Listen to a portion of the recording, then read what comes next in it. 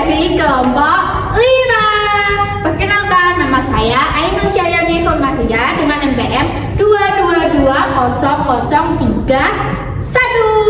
Saya Kesha Jilnardaki dengan NPM 2220023. Saya Rismanati Baene dengan NPM 22220021. Saya Desriandaki dengan NPM 2222008. Saya Rian Faterendi dengan NPM 22220015. See you next video. Bye. Halo, selamat pagi semua. Kami dari kelompok 5. Di sini ada saya Ainun Cahyani Komaria dan teman saya Risman, Rio, Kesha dan juga Desi. Kami dari Universitas Wijaya Kusuma dengan Prodi Agribisnis. Kami akan memaparkan mata kuliah riset pemasaran agribisnis. Pada kesempatan ini, kami akan memaparkan materi yang sangat penting dalam dunia riset, yaitu pengembangan kuesioner dan validitas. Dalam setiap riset, data ada kunci, dan kuesioner adalah salah satu alat utama untuk mengumpulkan data tersebut. Namun, kuesioner yang baik tidak hanya sekedar berisi pernyataan, tapi juga harus teruji validitasnya. Bersama saya, Ainun Cahyani Komaria, ada teman saya Risman Hati Baene, Rio Ahmad Effendi, Desriandaki, dan Kesha Angelinardaki yang akan menjelaskan materi ini secara detail. Tanpa berlama-lama, mari kita mulai dengan langkah-langkah pengembangan kuesioner yang akan disampaikan oleh teman saya, Risman Hati Baene. Selanjutnya mari kita bahas bagaimana cara mengembangkan kuesioner yang baik dan efektif. Secara umum ada 5 dasar dalam menentukan pengembangan kuesioner. Yang pertama yaitu menentukan tujuan riset. Misalnya dalam riset pemasaran agribisnis, tujuan kita mungkin untuk mengukur tingkat kepuasan petani terhadap pupuk yang digunakan. Kedua, kita melakukan identifikasi variabel dan indikator dari tujuan tersebut. Dari tujuan sebelumnya, kita bisa menentukan variabel yang kita gunakan, yaitu kepuasan petani. Lalu yang menjadi indikatornya bisa berupa kualitas pupuk, harga jual, dan pelayanan purna jual. Langkah ketiga yaitu merumuskan pertanyaan. Kita perlu memastikan pertanyaan kita jelas, tidak ambigu dan relevan. Gunakan skala yang sesuai seperti skala Likert untuk mengukur kepuasan. Misalnya, seberapa puas Anda dengan hasil panen setelah menggunakan pupuk tersebut? Lalu responden akan merespon pertanyaan kita yaitu sangat puas ataupun sangat tidak puas. Lalu keempat, kita melakukan desain tata letak terkait kuesioner yang kita gunakan agar mudah dibaca. Dan yang terakhir, yang paling krusial, lakukan uji coba atau pilot test pada sampel kecil. Tujuannya untuk memastikan semua pertanyaan dapat dipahami dengan baik sebelum kuesioner tersebut tersebar ke responden yang kita tuju. Sebagai analogi, bayangkan panangan validitas adalah saat kita bisa menembak tepat ke sasaran. Sementara itu, reliabilitas adalah saat tembakan kita mengelompok. Alat ukur bisa saja reliable atau konsisten, tapi tidak valid, yaitu saat semua tembakan kita mengelompok tapi meleset dari sasaran. Nah, untuk mendapatkan hasil riset yang akurat, kita butuh kuesioner yang valid dan juga reliable. Untuk lebih memahami, Desrian akan menjelaskan jenis-jenis validitas yang sering digunakan. Dan yang terakhir, yang paling krusial, lakukan uji coba atau pilot test pada sampel kecil.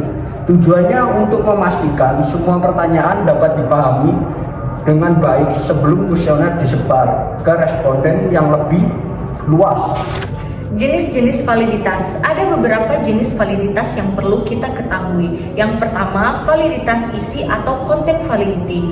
Ini mengukur sejauh mana pertanyaan dalam kuesioner mencakup semua aspek dari variabel yang diteliti. Cara mengukurnya adalah dengan meminta penilaian dari para ahli atau pakar di bidangnya. Contoh di agribisnis, jika kita ingin mengukur kualitas layanan penyuluh pertanian, kita harus memastikan kuesioner kita tidak hanya bertanya tentang keramahan, tapi juga kompetensi, ketersediaan, dan relevansi informasi yang diberikan. Semua aspek harus terwakili. Yang kedua, validitas konstruk atau konstruk validity. Ini mengukur seberapa baik kuesioner kita mengukur konsep teoritis atau abstrak. Kita bisa mengujinya dengan analisis statistik, seperti analisis faktor untuk melihat apakah indikator-indikator yang memang mengukur satu konsep yang sama.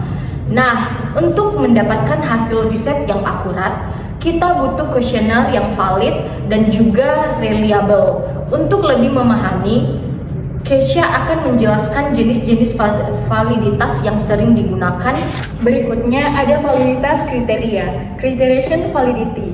Merupakan salah satu bentuk validitas yang berfokus pada sejauh mana hasil dari suatu instrumen atau kuesioner mampu mencerminkan atau berhubungan dengan ukuran eksternal yang dianggap relevan dan sudah terbukti valid sebelumnya.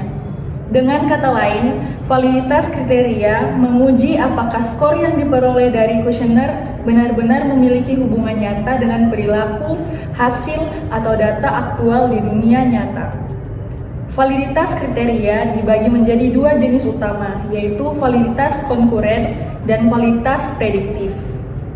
Yang pertama, validitas konkuren atau concurrent validity adalah jenis validitas menilai sejauh mana skor dari instrumen baru memiliki hubungan yang kuat dengan instrumen atau ukuran lain yang telah dianggap valid pada waktu yang sama. Misalnya, ketika kita membuat kuesioner baru untuk mengukur tingkat kepuasan petani terhadap layanan koperasi, kita dapat membandingkan hasilnya dengan kuesioner kepuasan pelanggan yang sudah sering digunakan dan telah terbukti valid.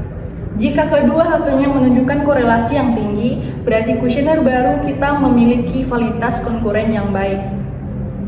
Yang kedua, validitas prediktif atau predictive validity. Berbeda dengan validitas konkuren, validitas prediktif menilai kemampuan kuesioner dalam memprediksi hasil di masa depan. Misalnya, kita ingin mengetahui apakah skor niat beli yang diperoleh dari responden hari ini benar-benar dapat memprediksi tingkat pembelian produk pertanian di bulan atau tahun berikutnya. Jika ternyata nilai skor tersebut memiliki hubungan yang signifikan dengan data pembelian aktual di masa depan, maka kuesioner kita dapat dikatakan memiliki validitas prediktif yang tinggi. Melalui pengujian validitas kriteria, peneliti bisa memastikan bahwa kuesioner yang digunakan tidak hanya valid secara teori, tetapi juga mampu memberikan hasil yang relevan dan aplikatif dalam konteks nyata. Oke, terima kasih kepada teman-teman saya, Risman, Rio, Desia, dan Kesha atas penjelasannya. Sebagai kesimpulan, pengembangan kuesioner yang matang dan penguji validitas yang tepat adalah fondasi utama bagi setiap riset pemasaran agribisnis. Kuesioner yang valid akan memastikan data yang kita kumpulkan akurat dan relevan, sehingga keputusan bisnis yang diambil pun menjadi lebih tepat sasaran. Semoga presentasi ini bermanfaat bagi kita semua. Sekian dari kelompok kami, terima kasih atas perhatian dan sampai jumpa. See you next time, dadah!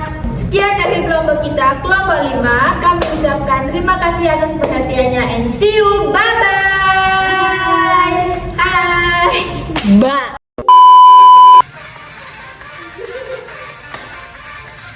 Mundur coy. Kamu man. Jangan dulu asal respon dulu kamu. 1, 2, 3. Assalamualaikum warahmatullahi Ingin mengukur Indikator yang memang mengukur apa sih? Indikator. Oh. Indikator. Mau sih.